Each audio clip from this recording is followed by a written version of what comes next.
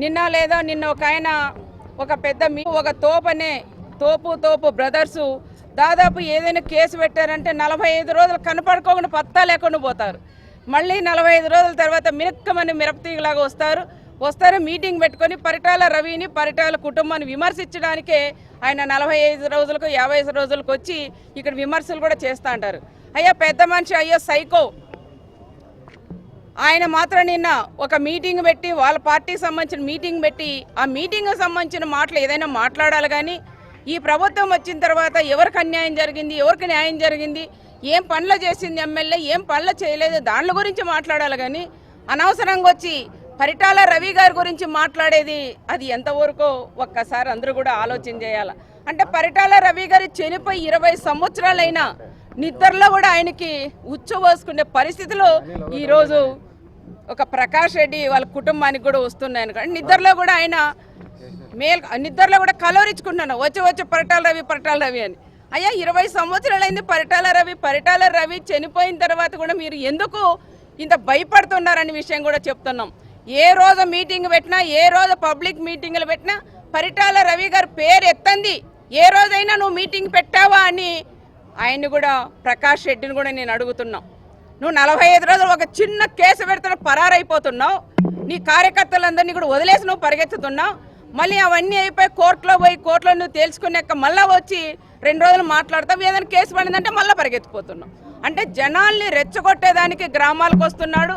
జనాలు రెచ్చగొట్టడానికే మీటింగులు పెట్టి ఆయన రెచ్చగొడుతున్నారు. దయచేసి ఇలాంటి రెచ్చగొట్టే మాటలు మాట్లాడితే మనం కూడా ఊరుకోవద్దండి అని ప్రత్యేకంగా జనాలకు కూడా నేను తెలియజేస్తున్నాను.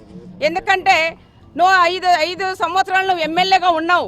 మరి పరిటాల రవి గారు ఇంతమందిని చంపారు, అంతమంది వందలాది మంది చంపారని ప్రతిరోజు మీరు ప్రెస్ మీట్లలోనూ మీటింగుల్లో మీరు మాట్లాడుతున్నారు. అయ్యా నీకు దమ్మో ధైర్యం ఉండింటే నువ్వు 5 ఏళ్ళు ఎమ్మెల్యేగా ఉన్నప్పుడు ఎందుకు పరిటాల రవి చంపినారని చెప్తున్నావు, ఆ ఎమకలన్నీ ఉన్నాయంటున్నావు, ఎందుకు నువ్వు తేల్చుకోలేకపోతున్నావయ్యా? నువ్వు ఆ రోజు గాలి కొదిలేసి నువ్వు సంపాదన చేసి కోట్లాది రూపాయలు రియల్ ఎస్టేట్లో కానీ దందాలు చేసి నీ అన్నదమ్ములందరూ కూడా దందాలు చేసి మరి ఆ రోజు పరిటాల రవిని మర్చిపోయారా? మరి దందాలు అయిపోయిన 5 సంవత్సరాలు నువ్వు మళ్ళీ ఇప్పుడు ఇంట్లో కూర్చున్నావు కాబట్టి మళ్ళీ పరిటాల రవి గారిని నువ్వు మాట్లాడడం అది ఎంతవరకు సహజమో ఒక్కసారి ప్రకాష్ రెడ్డి కూడా ఆలోచన చెయ్యాలని ప్రత్యేకంగా కూడా నేను పదే చెప్తున్నాం. నువ్వు పరిటాల రవి గారి గురించి మాట్లాడే అర్హత కూడా నీకు లేదని చెప్తున్నాం. నువ్వు కార్బామ కేసులో 45 మందిని పొట్టను పెట్టుకునే వ్యక్తి ఈరోజు నువ్వు పరిటాల రవి గారి గురించి మాట్లాడతావయ్యా? పరిటాల రవి గారు 10 మందికి సహాయం చేసే వ్యక్తి పరిటాల రవి గారు. అలాంటి వ్యక్తి కాళ్ళ కింద దూరిన నువ్వు తీర్చుకోలేపవని ప్రత్యేకంగా ఆయనకు కూడా నేను తెలియజేస్తున్నాం.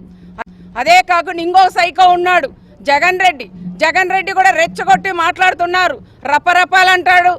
తర్వాత చంద్రబాబు నాయుడు గారిని బాయిలేకి దుంకమంటాడు. అయ్యా చంద్రబాబు నాయుడు గారు కాదు బాయిలేకి దుంకడం, నువ్వు నీళ్ళ లేని బాయిలేకి కూడా దుంకనే ఆ బాయికి కూడా ఇదవుతుందని కూడా ప్రత్యేకంగా కూడా చెప్తున్నాం. చంద్రబాబు నాయుడు గారి సార్ గురించి మాట్లాడే అర్హత లేని వ్యక్తి ఒక జగన్మోహన్ రెడ్డి. ఈరోజు జగన్మోహన్ రెడ్డి మా అన్న చంద్రబాబు నాయుడు గారిని కానీ మా నాయకుడైన లోకేష్ బాబు గారిని కానీ రకరకాలుగా విమర్శిస్తున్నారు. మీరు ఏవైతే తప్పులు చేశారో ఆ తప్పులకి సాక్ష్యంగానే ఈరోజు మీరు జైలుకు పోతున్నారు. మీరు జైలుకు పోతా అంటే అది కూడా చూసి భయపడి ఈరోజు మా నాయకుడు చంద్రబాబు నాయుడు గారిని రకరకాలుగా కూడా మీరు మాట్లాడుతున్నారు. అయ్యా జగన్ రెడ్డి, నువ్వు కూడా సూట్ కేసు రెడీగా పెట్టుకో. నువ్వు కూడా తొందరగానే మీలాంటి పెద్ద చేపలు కూడా మళ్ళీ మీరు కూడా జైలుకు పోయే పరిస్థితులు కూడా ఉన్నాయని ప్రత్యేకంగా మీకు చెప్తున్నాం.